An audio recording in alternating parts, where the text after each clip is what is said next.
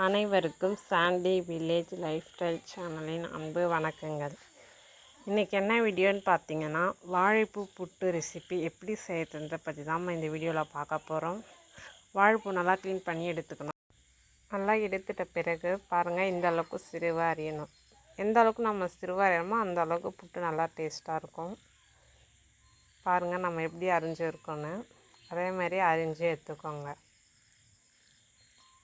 அரிஞ்சு எடுத்துட்ட பிறகு நம்ம இந்த கடலப்பருப்பு 3 மணி நேரத்துக்கு முன்னாடியே ஊற வச்சு எடுத்துட்டோம். அதை கூட 2 காஞ்ச மிளகாய் கொஞ்சம் உப்பு போட்டு நல்லா நம்ம வடகறிக்கு அரைப்போம்ல அந்த பதத்தில் அரைச்சி எடுத்துக்கோங்க. அப்புறம் பாருங்கள், ஒரு சொம்பு தண்ணி ஊற்றி அதில் வாழைப்பூ போட்டு கொஞ்சம் உப்பு போட்டு அதை கூட கொஞ்சம் மஞ்சள் தூள் போட்டு நல்லா மிக்ஸ் பண்ணி விடுங்க. விட்டுட்டு அதில் கட்டரா வச்சு அதுக்கு மேலேயே நம்ம அரைச்சின்னு வந்தோம்ல அந்த கடலப்பருப்பை போட்டு வேக வச்சு வடகறிக்கு அரைப்போம்ல அந்த பதத்தில்.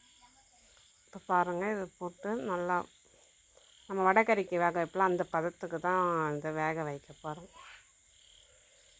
வடகறிக்கு வேக வைக்கிறப்ப அந்த பதம் இருந்தாலே போதும். கொஞ்சம் நல்லா இதை பாருங்கள், வேக வச்ச பிறகு எனக்கு எப்படி இருக்குன்னு இந்த பதத்தில் வெந்து வந்த பிறகு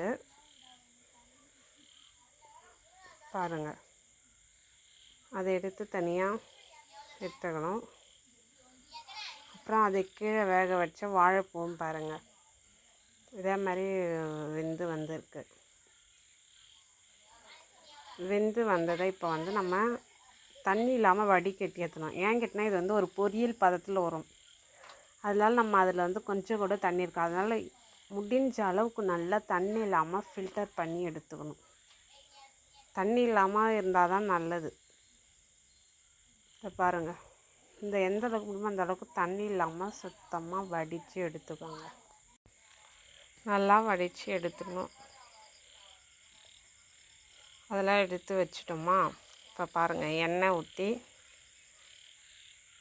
உளுத்தம்பருப்பு கடுகு போட்டு நல்லா எண்ணெயில் பொரிய வெந்த பிறகு பச்சை மிளகா பூண்டு உரித்து வச்ச பூண்டு காரத்துக்கு ஏற்ற மாதிரி பச்சை மிளகா போட்டு நல்லா வதக்கிக்கணும். இதை கூட சிறுவாக அரிஞ்சு வச்ச வெங்காயம் பாருங்கள், இதெல்லாம் போட்டு நல்லா பொன்னிறமாக வர வரைக்கும் நல்லா வதக்கணும். நல்லா ஒரு பொன்னிறமாக வதங்கி வந்த பிறகு இந்த வாழைப்பூவை நம்ம தண்ணி இல்லாமல் வடித்து வச்சோம்ல இந்த வாழைப்பூவை போட்டு நல்லா வேக வைக்கணுங்க. நல்லா வாழைப்பூ போட்டு நல்லா மிக்ஸ் பண்ணி கொஞ்சம் நேரம் நல்லா கூட கொஞ்சம் மஞ்சள்தூள் தேவைக்கேற்ப உப்பு. நம்ம உப்பு ஏற்கனவே வேக வைக்கிறதுல கொஞ்சம் உப்பு போட்டுக்கிறோம். அதனால் இதுலேயும் கொஞ்சம் உப்பு போட்டுக்கணும். அதில் எந்த அளவுக்கு போட்டோமோ அதுக்கேற்ற மாதிரி இங்கே கொஞ்சம் உப்பு கம்மி பண்ணி போட்டுக்கணும். போட்டு நல்லா மூடி வேக வைக்கணும். இதை பாருங்கள், அந்த கடலப்பருப்பு நல்லா பொடியாக எடுத்துக்கணும். பொடி பண்ணி இந்த அளவுக்கு உதிரியாக எடுத்து அந்த வெந்து வந்த பிறகு இதில் போட்டு ஒரு 2 நிமிஷம் வேக வச்சு 2 நிமிஷம் நல்லா வதக்கி விட்டு எடுத்தால் நமக்கு வாழைப்பூ புட்டு ரெடி.